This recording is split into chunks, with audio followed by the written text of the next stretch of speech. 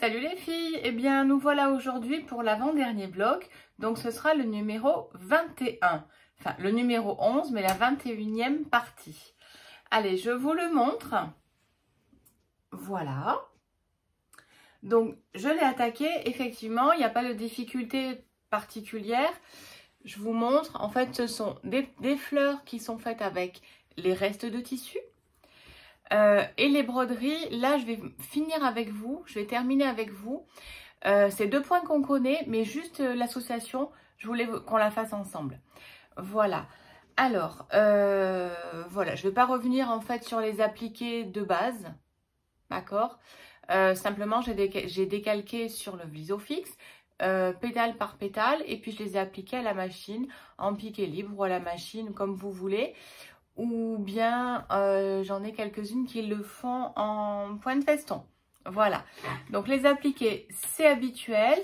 Au niveau de la broderie, je vous le dis maintenant, le visage est fait en un seul fil.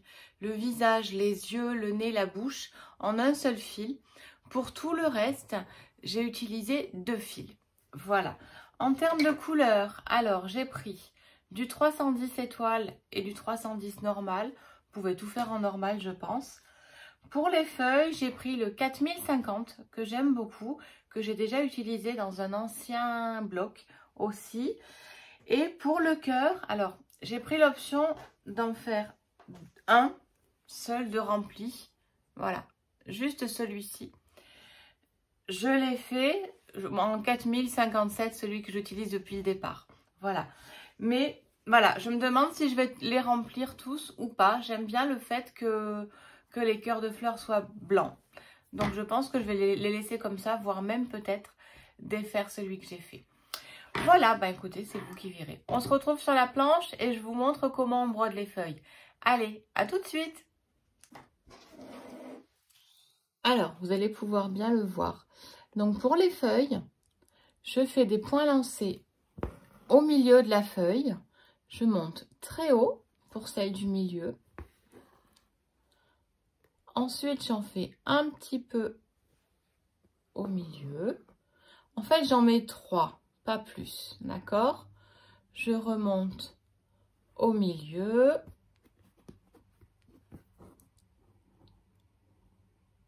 Hop. Je reviens toujours piquer au même endroit. Et sur les côtés, c'est là qu'est la petite subtilité. Je ne vais pas faire du point de tige tout le tour parce que j'aime pas trop ça. Donc, je vais lui faire un côté au point lancé et ensuite seulement, je vais attaquer mon point de tige. D'accord? Donc, je commence un tout petit peu, vous le voyez, je commence un tout petit peu avant la fin. Et là, je fais mon point de tige. Le plus petit possible, le plus fin possible.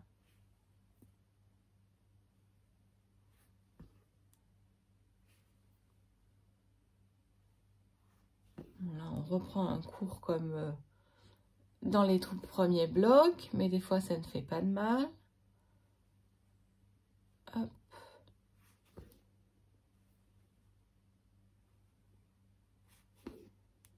Hop. Alors, quand vous terminez au bout de la feuille, moi, je pique au bout, d'accord? Et je repars juste avant. Vous le voyez là? Voilà. Et ensuite, je repars pour la suite de mon point de tige.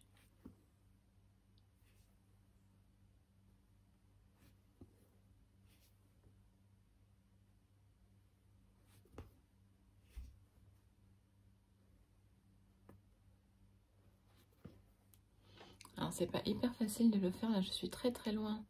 Enfin, mes yeux sont très très loin de ce que je fais. J'espère que je tire assez. Et quand j'arrive à peu près à la même longueur, au même endroit de là où j'ai commencé à tirer mon point lancé. Oh, je vais encore en faire un autre. Voilà, et je fais mon point lancé pour terminer ma feuille. Ok? Voilà, donc votre première feuille est terminée. Et ensuite, je vais faire ma branche en pointe de tige. Toujours pareil. Ça marche? Allez, je termine et on se retrouve. Une petite chose. Par exemple, j'ai dû m'arrêter, vous voyez, j'ai plus assez de fil, j'ai dû m'arrêter en plein milieu de ma feuille. Donc, quand je vais reprendre mon point de tige, je vais repartir au milieu de mon point. D'accord? Je vais le prendre comme ça. Je passe par-dessus mon fil, par-dessus ici, et je reprends au milieu de mon point. Ce qui fait qu'on ne verra pas d'interruption. Voilà. Les bêtises arrivent toujours, hein. Vidéo ou pas vidéo, on est toujours... C'est toujours quand on a moins de temps que, hop, voilà, panne de fil au mauvais moment.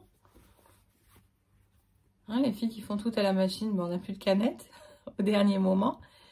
Si, et ben là, panne de fil en plein milieu d'une feuille. Et ne me dites pas, je prends des longues aiguillées de fil, parce que j'appelle ça des aiguillées de feignante.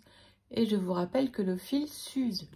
Donc ça ne sert strictement à rien, si ce n'est d'avoir un travail tout pelucheux. Et c'est bien dommage, vu le temps qu'on y passe.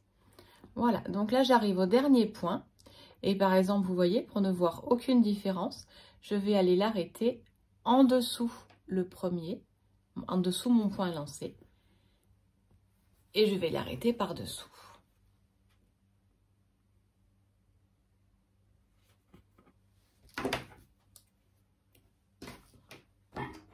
Voilà, mon ouvrage terminé.